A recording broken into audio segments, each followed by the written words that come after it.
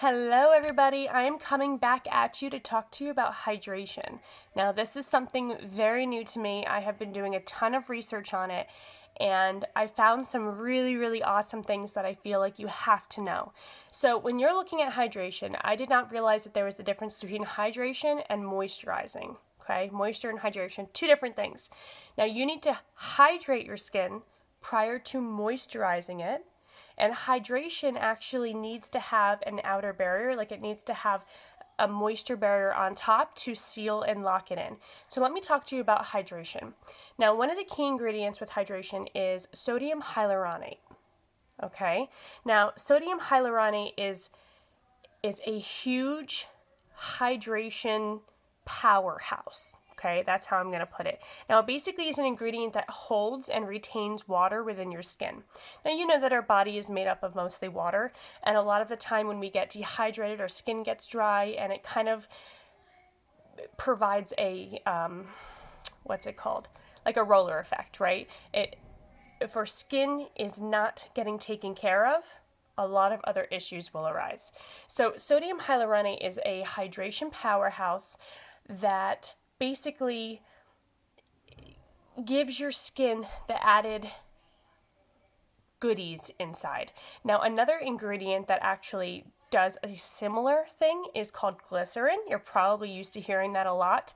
Now, sodium hyaluronate is actually 100 times more effective in trapping water into your skin than glycerin. So glycerin I know is in like water, eye drops, and it is in a lot of products. For example, this is what my husband uses. He uses the Jergens, and I have it for my kids. But I am realizing that it's water, and the number 2 ingredient is glycerin. So basically, this has something that helps lock in that hydration as well and gives your skin a little bit more of a plump feeling. But when you look at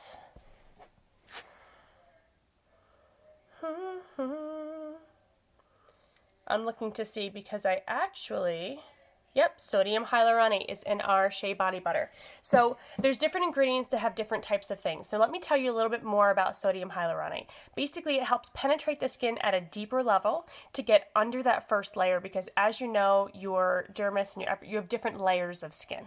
Okay, multiple layers.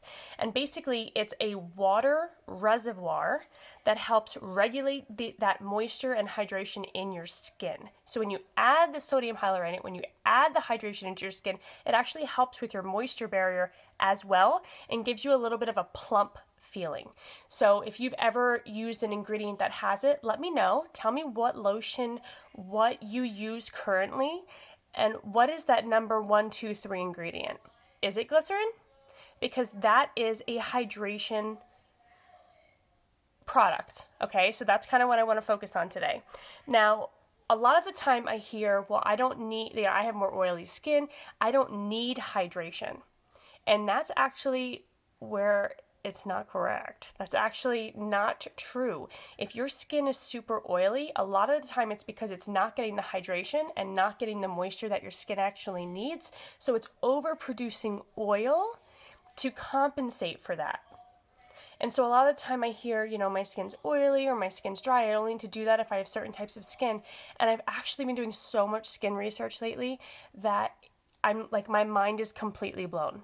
Okay, so once again, you should have taken the skincare quiz and you should know if you have more dry skin, more combination, normal to dry, if you have oily to acne, or if you have more normal to oily skin, okay? Because that's going to help kind of determine what type of products you're going to need.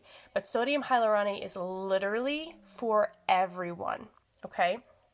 Now it's not greasy, which is actually why I like that type of ingredient, because a lot of the time when you do stuff you feel sticky, right? I don't like lotions and products that make me feel sticky or make me feel like my skin's more oily. I don't like that. Same thing with my hair, right? If I'm using a dry shampoo, I don't want something that makes my hair feel yucky.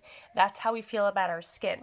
And so basically it helps with dry skin, helps hydrate skin past the first layer. It repairs compromised moisture barriers. So a lot of the time as we age, our moisture barrier actually changes, it shifts.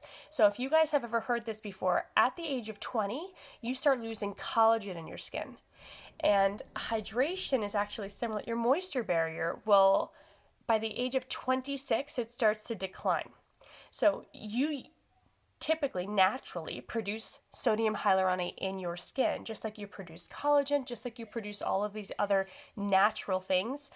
But as you start getting into your mid 20s, that production slows, which increases your age spots, which increases the wrinkles, which increases all of those things. So basically, you need to add that into your skin.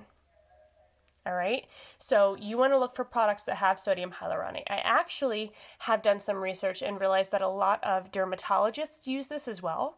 They'll use sodium hyaluronate for after like microblading and after any of those laser procedures that they do, like if they're getting rid of little spots that have to do with the sun, that kind of stuff, that's what they'll give you.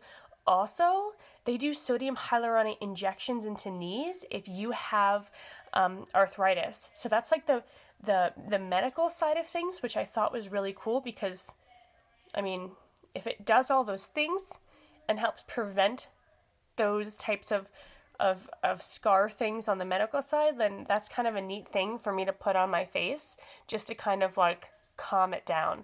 So, and like I said, not only on your face, but your skin takes up your entire body. So make sure that you're looking for ingredients that have that extra moisture protection, that hydration barrier that will in turn help with the aging process.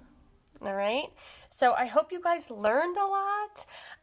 I'm like, as you can tell, super excited. I'm a teacher by trade, and I'm just loving all of this information. So it's also things that I never knew and I never looked up on my own. So I'm super excited to share it with you. Let me know what one of your favorite things that you learned today or something new that you learned that you never knew before. I'd love to hear it below. Talk to you guys later.